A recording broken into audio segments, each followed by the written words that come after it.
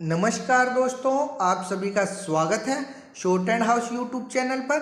दोस्तों, Hindi short hand से संबंधित डिक्टेशन प्राप्त करने के लिए आप हमारे चैनल को सब्सक्राइब करें तथा हमारे वीडियोज को लाइक एवं शेयर करें।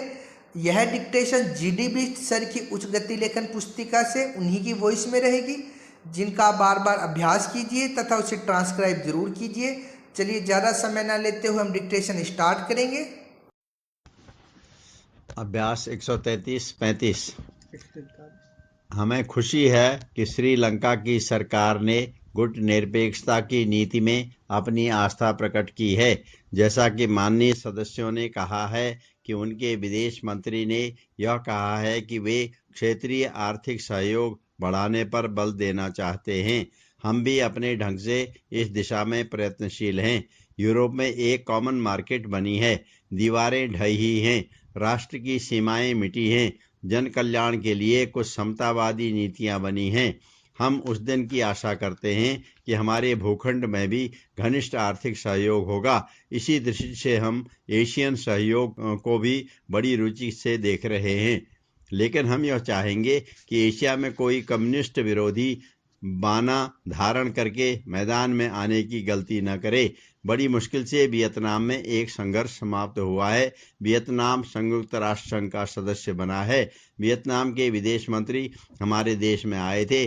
उनके सामने पुनर्निर्माण की समस्या है। अपनी शक्ति के अनुसार हम उसमें योगदान देने को तैयार हैं। एशिया के और भी देशों को चाहिए कि वे मिलकर एशिया के आर्थिक पुनर्निर्माण की योजना बनाएं। श्री दिनेश सिंह जी ने मुझे स्मरण दिलाया है कि कोई एशिया के फॉरेन मिनिस्टर्स की काउंसिल थी। अब मैं पता लगाऊंगा कि वह काउंसिल कब थी और कब विलीन हो गई। यदि उसको पुनर्जीवित किया जा सके तो मुझे खुशी होगी। लंदन में प्रधानमंत्री के सामने ऑस्ट्रेलिया के प्रधानमंत्री ने यह सुझाव भी रखा था कि दक्षिण एशिया में पैसिफिक में जो राष्ट्रमंडल के देश हैं वे समय समय पर मिला करें। हमारे प्रधानमंत्री जी ने उस सुझाव को तत्काल स्वीकार कर लिया। आपस में मिलने का, मिलकर बैठने का, बैठकर समस्याओं पर विचार करने का और सवालों को हल करने के जितने भी मंच हो सकते हैं, हम उन सब को स्वीकार करने के लिए तैयार हैं, क्योंकि हम विश्वास रखते हैं कि समस्याएं संघर्ष से हल नहीं हो सकती हैं। जनता सरकार की विदेश नीति के बारे में अब दुनिया में कहीं संदेह नहीं है। मगर जब दुनिया में संदेह नहीं है तो हमारे कुछ कांग्रेसी मित्रों के दिमागों में शक और शुबहे पैदा हो रहे हैं। उपसभापति महोदय, मैं मानता हूं कि जब हम चुनकर आए थे तब यह शक था, और जब मैं विदेश मंत्री बनाया गया और प्रधानमंत्री ने मेरे लिए विदेश मंत्रालय चुना तो यह शक और भी बढ़ा। यह इसलिए बढ़ा क्योंकि आप लोगों ने दुनिया में हमारी तस्वीर ऐसी पेश करके रखी थी जिसका सच्चाई से कोई ताल्लुक नहीं था। आपने हमें बदनाम किया। उपसभापति महोदय, ये अरब और इजराइल के संघर्ष की बात कर रहे हैं तो मैं कहना चाहता हूं कि आपने या तो हमारे भाषण नहीं सुने और अगर सुने हैं तो याद नहीं रखे हैं। 1967 में जब अरब और इजराइल का संघर्ष हुआ था तो मेरी पार्टी, पुरानी पार्टी जो अब खत्म हो गई है, मिट गई है, जिसका हमने स्वाहा कर दिया है, उस पार्टी ने यह घोषणा की थी कि इजराइल को अरबों का सारा इलाका खाली करना पड़ेगा। उपसभाध्यक्ष महोदय, आक्रमण आक्रमण है, चाहे वह पश्चिम एशिया में हो और चाहे दुनिया के किसी भी भूखंड में हो। आक्रमण का समर्थन नहीं किया जा सकता। इजराइल को वापस जाना होगा।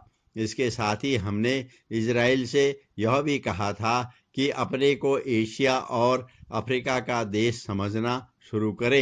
अपने को यूरोप और अमेरिका का हिस्सा मत मानो। फिलिस्तीनी मारे मारे फिर रहे हैं, उन्हें भी सिर छिपाने की जगह चाहिए।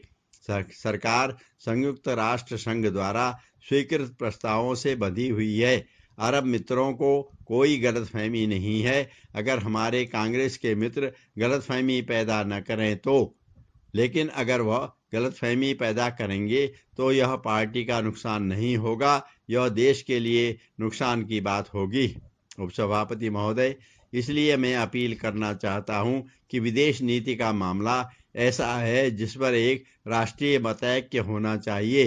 हो सकता है आए छोटी मोटी बातें आपस में बैठकर तय हो सकती हैं, जैसे बांग्लादेश का सवाल है। मेरे वरिष्ठ सहयोगी श्री जगजीवन राम जी ने गंगा जल के वितरण के बारे में विस्तार से प्रकाश डाला है। जो कुछ उन्होंने कहा है उसे दोहराने की आवश्यकता नहीं है। इतना विश्वास रखिए, हम किसी के दबाव में आकर कोई समझौता करने वाले नहीं हैं। कलकत्ता के बंदरगाह की समृद्धि का सवाल हमारे सामने भी है। उनसे बातचीत करने में हम अपने हितों को भी ध्यान में रखेंगे।